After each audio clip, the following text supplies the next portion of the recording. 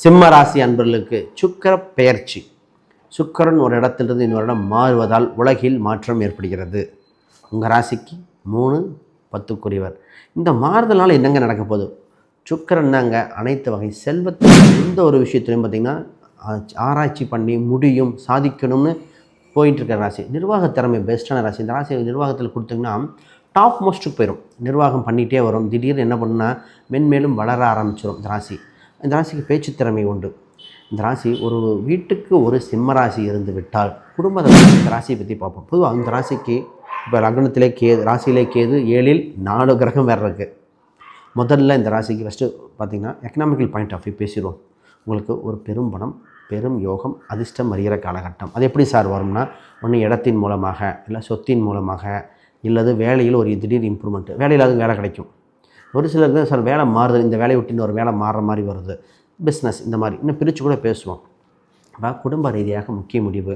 குடும்பத்தில் பணம், செல்வம், செழிப்பு சேர்க்கிற பணம் இருக்கும். அதான் இப்போ வேலையில் இன்னும் கொஞ்சம் வெளிநாடு, வெளி மாநிலம் வர வாய்ப்புண்டு. புது புது ப்ராஜெக்டுகள் இன்வால்வ் ஆவீங்க. நீங்களே அந்த முன்னாடி நின்று வேலைக்கு ஆள் எடுக்கிறதும் பண்ணுவீங்க. வேலைக்கு அது மட்டும் இல்லை, வேலை நீங்களும் பண்ணிவிட்டு வேலையை பண்ணிவிட்டு ப்ரெசன்டேஷன் பண்ணுறது, ஒருத்தரே பல விஷயங்கள் கற்றுக்கொள்ளும் சான்சஸ். ராசி நீங்கள் வேலை செய்யணும்னு சொல்கிறது கற்றுக்க வாய்ப்புன்னு நினைக்கணும். ஏன் கற்றுக்க வாய்ப்புன்னா,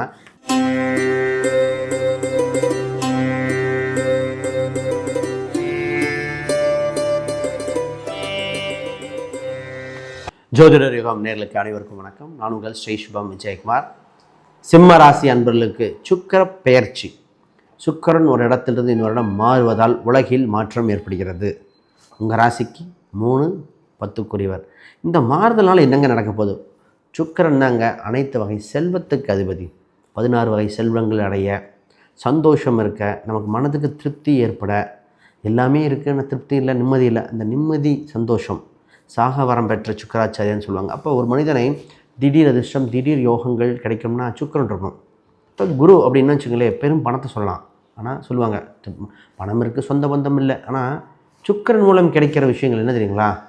எல்லா விஷயமும் இருக்கும். உறவு இருக்கும், சொந்த பந்தம் இருக்கும், சந்தோஷம் இருக்கும், வண்டி வாகனமாக அனுபவிக்கக்கூடியது சுக்கிரன்.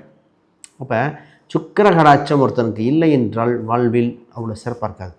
இந்த சுக்கிரன் உங்கள் ராசிக்கு 8ஆம் இடத்தில் வருது. அப்போ உங்கள் ராசிக்கு 3-10 இந்த காலகட்டத்தில் உச்சம் பெறும் காலகட்டம் வேறு வருது. என்ன ஏதுன்னு பார்த்துருவோம். ரைட். இப்போ சுக்கிர பயிற்சி ஒரு மாறுதல் இந்த சிம்ம ராசிக்கு செய்யுது. சிம்ம ராசினாலேங்க திறமை மிக்க ராசிங்க, வளர்ச்சியான ராசி. எந்த ஒரு விஷயத்துலையும் பார்த்திங்கன்னா ஆராய்ச்சி பண்ணி முடியும் சாதிக்கணும்னு போயிட்டுருக்க ராசி. நிர்வாக திறமை பெஸ்ட்டான ராசி. இந்த ராசி நிர்வாகத்தில் கொடுத்திங்கன்னா டாப் மோஸ்ட்டுக்கு போயிடும். நிர்வாகம் பண்ணிகிட்டே வரும். திடீர்னு என்ன பண்ணுன்னா மென்மேலும் வளர ஆரம்பிச்சிடும் இந்த ராசி. இந்த ராசிக்கு பேச்சு திறமை உண்டு. இந்த ராசி ஒரு வீட்டுக்கு ஒரு சிம்ம ராசி இருந்து விட்டால் குடும்பத்தை தாங்கிருங்க. நிறைய பேர் சொல்லுவாங்க சிம்மராசி எப்படிங்க வரணும்? சிம்மம்னா சூரியன் தான் அனைத்து கிரகத்துக்கும் ஒளியை கொடுத்து மற்ற கிரகங்களுக்கு பிரதிபலிக்க வைக்கிற மாதிரி இந்த ராசி அவசராத்திரத்துக்கு டக்குன்னு சொந்த பந்தம், உறவுகள், எல்லாத்துக்கும் நிர்வாகம், ஃப்ரெண்ட்ஸு எல்லாத்தையும் மெயின்டைன் பண்ணிடும். இந்த ராசியை பற்றி பார்ப்போம். பொதுவாக இந்த ராசிக்கு இப்போ லக்னத்திலே கேது, ராசியிலே கேது, 7இல் 4 கிரகம் வேறு இருக்குது. முதல்ல இந்த ராசிக்கு ஃபஸ்ட்டு பார்த்திங்கன்னா எக்கனாமிக்கல் பாயிண்ட் ஆஃப் வியூ பேசிடுவோம். உங்களுக்கு ஒரு பெரும் பணம், பெரும் யோகம், அதிர்ஷ்டம் அறிகிற காலகட்டம். அது எப்படி சார் வரும்னா, ஒன்று இடத்தின் மூலமாக, இல்லை சொத்தின் மூலமாக, இல்லது வேலையில் ஒரு திடீர் இம்ப்ரூவ்மெண்ட்டு, வேலையில் அது வேலை கிடைக்கும். ஒரு சிலருக்கு சார் வேலை மாறுது, இந்த வேலையை விட்டு ஒரு வேலை மாறுற மாதிரி வருது, பிஸ்னஸ், இந்த மாதிரி இன்னும் பிரித்து கூட பேசுவோம். அப்போ குடும்ப ரீதியாக முக்கிய முடிவு. குடும்பத்தில் பணம், செல்வம், செழிப்பு சேர்க்கிற காலகட்டம்.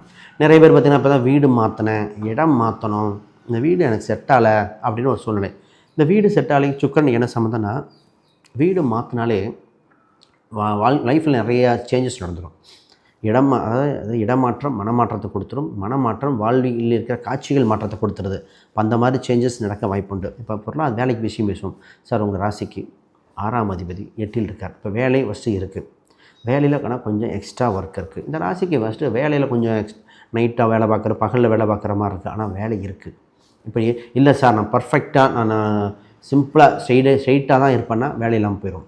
நிறைய பேர்த்துக்கு இந்த காலகட்டத்தில் வேலை தவறவிட்டவர்கள் எல்லாம் கொஞ்சம் எக்ஸ்ட்ரா ஒர்க் பார்க்க மாட்டேன்னு. அப்போ கேள்வி வரும், எக்ஸ்ட்ரா ஒர்க் பார்க்கணும் சார். உங்கள் ராசிக்கு அஷ்டமச்சனி இருக்குது, அங்கே குரு வருது, அங்கே சுக்கிரன் வருது. இப்போ வேலை வாய்ப்புகள் இதெல்லாம் உங்களுக்கு இருந்தாலும் பொருளாதார ரீதியாக, குடும்ப ரீதியாக வந்துடும். இதே இது பணம் இருக்கும். அதான் இப்போ வேலையில் இன்னும் கொஞ்சம் வெளிநாடு வெளி மாநிலம் வர வாய்ப்பு உண்டு. புது புது ப்ராஜெக்டுகள் இன்வால்வ் ஆவீங்க. நீங்களே அந்த முன்னாடி நின்று வேலைக்கு ஆள் எடுக்கிறதும் பண்ணுவீங்க.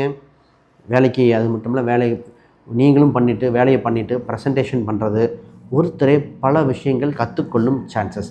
ராசியை நீங்கள் வேலை செய்யணும்னு சொல்ல கற்றுக்க வாய்ப்புன்னு நினைக்கணும். ஏன் கற்றுக்க வாய்ப்புனா, நீங்கள் கற்றுக்கொண்டு பின்னாடி தொழில் தொடங்க கூட வாய்ப்பு உண்டு. இல்லை மனைவி பேர்லையோ இல்லை கணவன் பேர்லையோ போட்டு தொடங்கலாம்.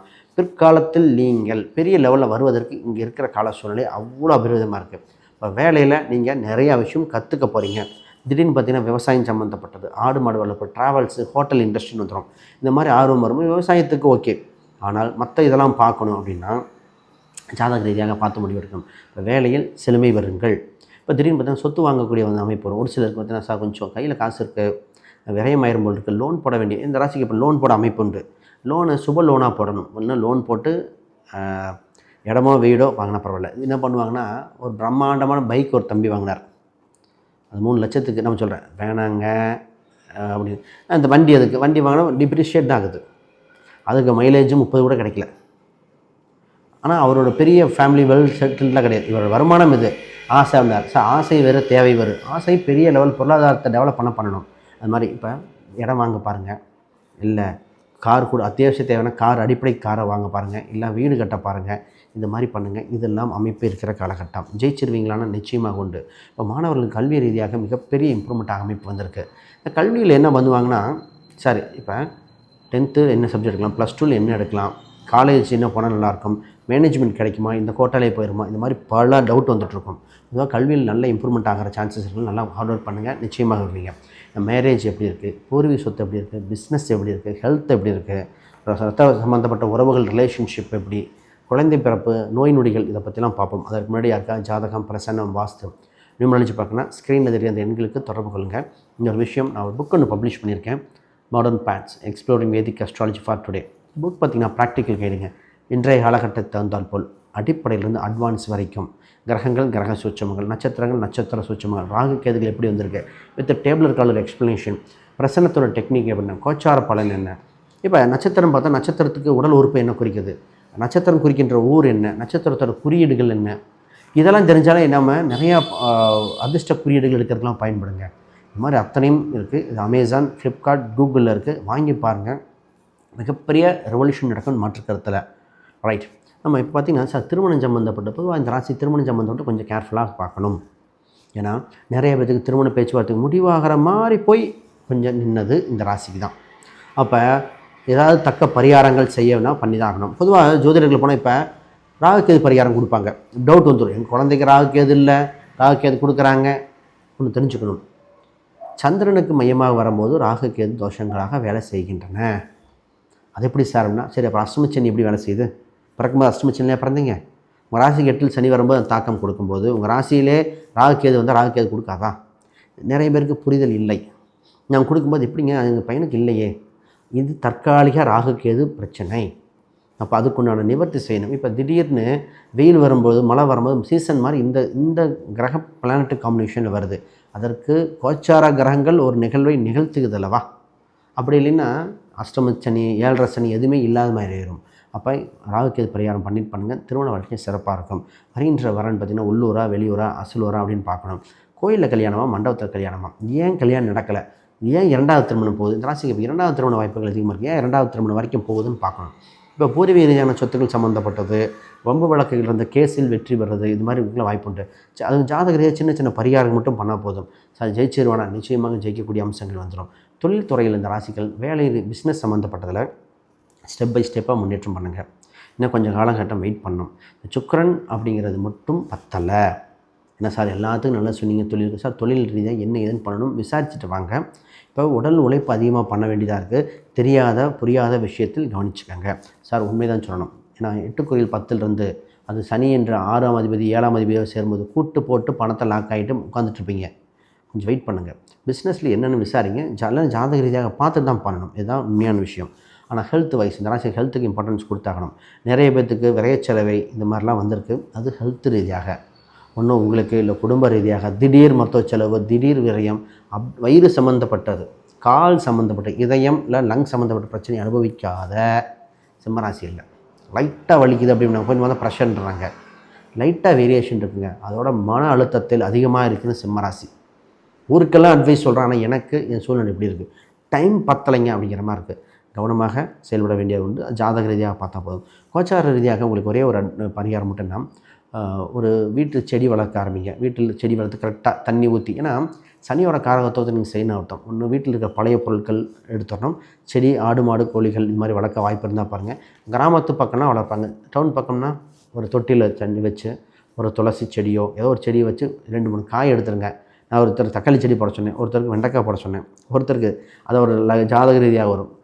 அது எப்போ ஒரு டைம் ஒரு காய் எடுத்து சமையலுக்கு பயன்படுத்திட்டாருன்னா இது சரியாக போச்சுன்னு அர்த்தம். ஃபஸ்ட்டு வளர்க்கணும். இது மாதிரி வாழ்வியல் பரிகாரம் கொடுக்கலாம். சரி, புதுசாக பார்க்குறவங்க சப்ஸ்கிரைப் பண்ணிக்கோங்க. கேள்விகள் சந்தேகம்னா கமெண்ட் பண்ணுங்கள்.